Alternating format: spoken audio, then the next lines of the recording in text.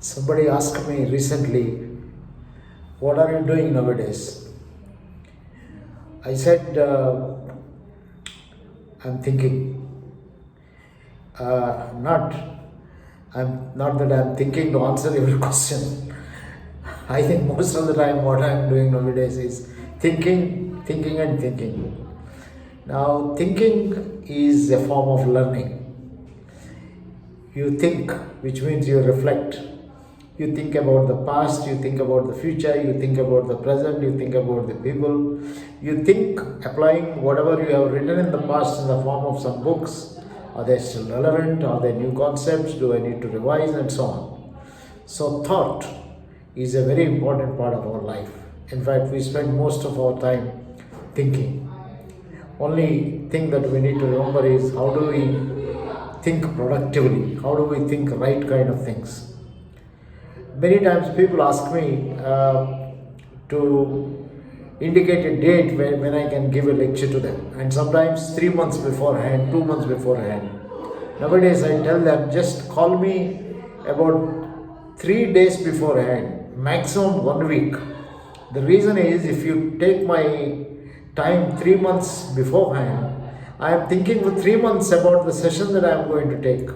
It's not that I am thinking every day, but it just registers in my mind. I am committed to think, and every time that I come across a customer or a friend or a colleague or an acquaintance who is anywhere closer to your organization, it provokes thoughts in me. So I rather prefer people to just give me about maximum a week's time, because 1 week is good enough to think. For example, I have been asked to address the fellow program students on 11th or 18th or 25th. I told Nidhi, the director of Academy of HRD, just tell me 3 to 4 days in advance and check with me. I of course then indicated 18th as the date. But from the time I have indicated to her 18th as the date, it's going on in my mind. I'm thinking, what do I tell them? So some thoughts come up, and then I sent a message to Nidhi saying that why don't you ask them to ask me questions. Then she gives some thoughts. So there is a lot of correspondence that goes on. So this is not the only thing. After that, the week after that, I am supposed to be addressing a group of faculty from different universities. And a week after that, I am supposed to address somebody else. Then there is a board meeting. And then after that, there is this World HR Congress. So now I have about 4 to 5 things outlined in the next 1.5 months. My mind is constantly thinking. I don't write. Earlier I used to write a lot. I speak. I just pick up the video, and if I have thoughts on what am I going to speak, I speak. But if some of them insist on papers, I have nothing except to pass on to them what I have already written and so on. So friends, the purpose of this video is to say, thinking is not a small thing. Thinking is a big thing. And this is where all the work of great people, I am sure you heard this wonderful book, As a Man Thinketh. Thoughts produce behavior.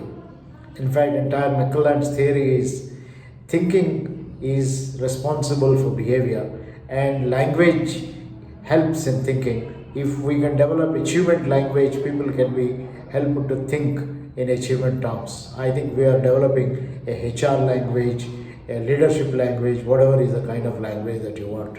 So thinking is not a small thing. It connects the dots, it conceptualizes, it helps you to discover new relationships, and it helps you to discover about yourself, recapitulate, digest, and conceptualize a whole lot of other kind of things. A lot of great works followed from thinking. So think properly, think rightly, influence your thinking by reading the right kind of stories and talking the right kind of things. Thought is a very important part of our activity, and quite often we do not consider as an activity, but to me this is a very, very significant activity. All the best. Let all good thoughts come from all sides and influence you to be a great human being.